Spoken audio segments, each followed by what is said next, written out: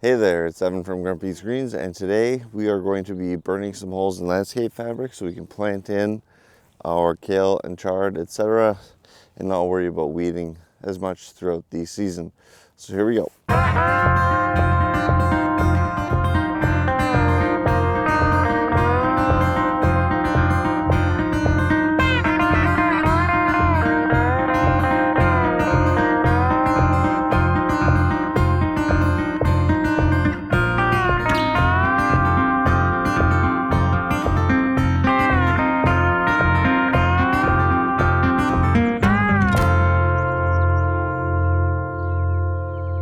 So we got everything laid out here, more or less ready to go.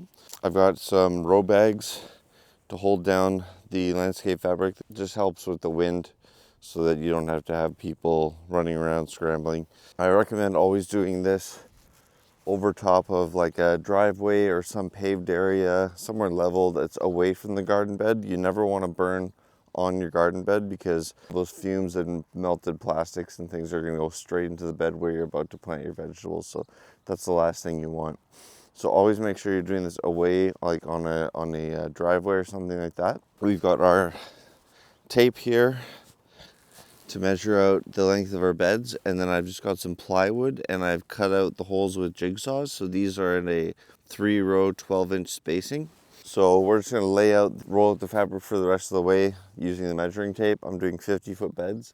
It's always good to go a little long on your measurement because as you burn, the fabric will kind of cinch up and tighten, so you'll lose some length. So add about 5 feet when you roll it out to make sure that you've got enough as it burns.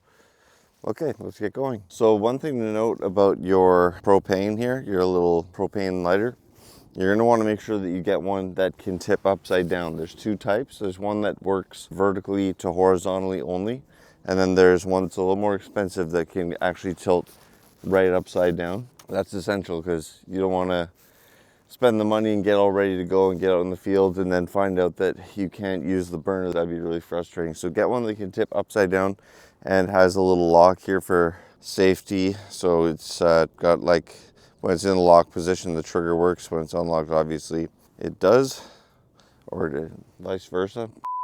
When it's unlocked, it does work. Basically then, we're gonna lay this out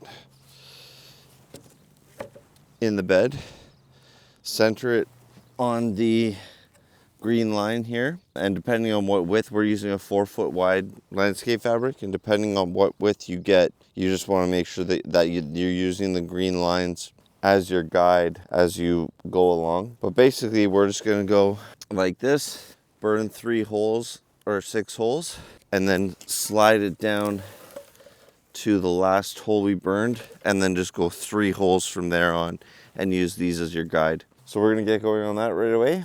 Yeah, let's go.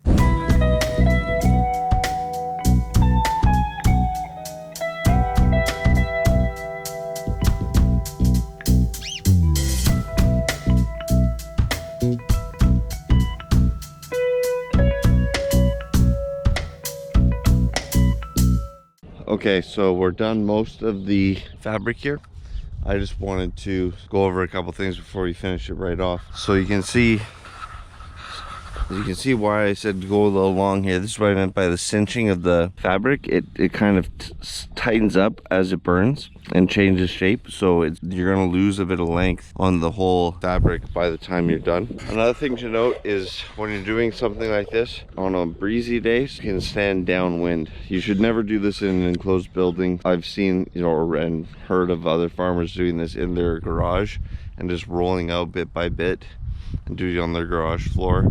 That's better than the garden, but you're in an enclosed space, so make sure you've got a lot of ventilation if you're doing something like that, because these fumes aren't really good for you at all. So breezy day, stand downwind, and again, it always helps to have row covers to weigh it down, so you can just lay it all out. It makes it a lot faster than rolling it out as you go. Here's an example of why you don't want to do this right in your bed. Here, this is just a little chunk that's spilled after I did a burn, and that's just pure tar. You don't want that in your garden bed. See, here you go. See, that's what it looks like. You don't want that in your garden. So basically we're just burning and then swapping it over to where we just burned, and then the next line here is ready to go. And you can do this with a bigger board, but I don't burn fabric that often. It's easier for me to have a small board that's easy to store than a big board that I use every, once every 2 or 3 seasons. But yeah, if you're doing this all the time, or if you have a whole bunch to do all at once, it makes sense to get a longer piece of wood and cut more holes, and then just burn more times before you move it each time. But I just wanted to, before I finish this, get a better shot of what it actually looks like when you're burning, and then just making sure you count how many holes you've put in and everything like that. But yeah, we'll get there. So once you're in place, you just want to start at the edges, work your way around.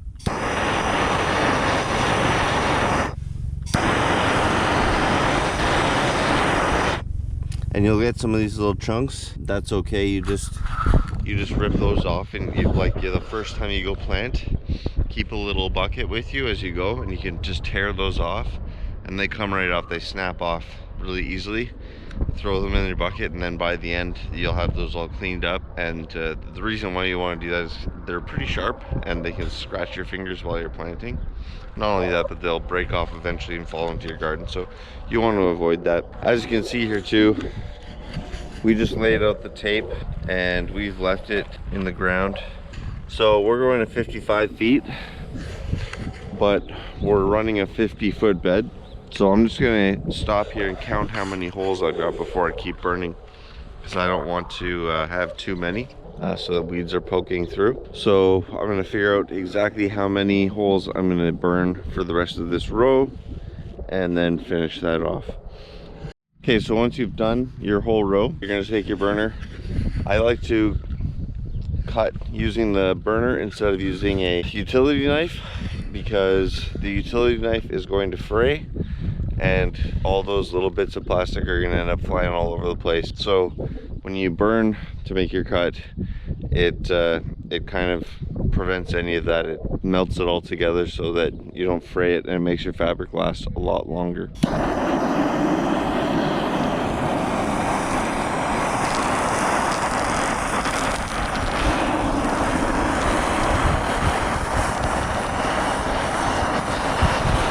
But yeah, it's pretty cut and dry. It's not that complicated. But again, I just wanted to point out a few little tips, so if you're doing this for the first time, you can avoid some headache or some troubles.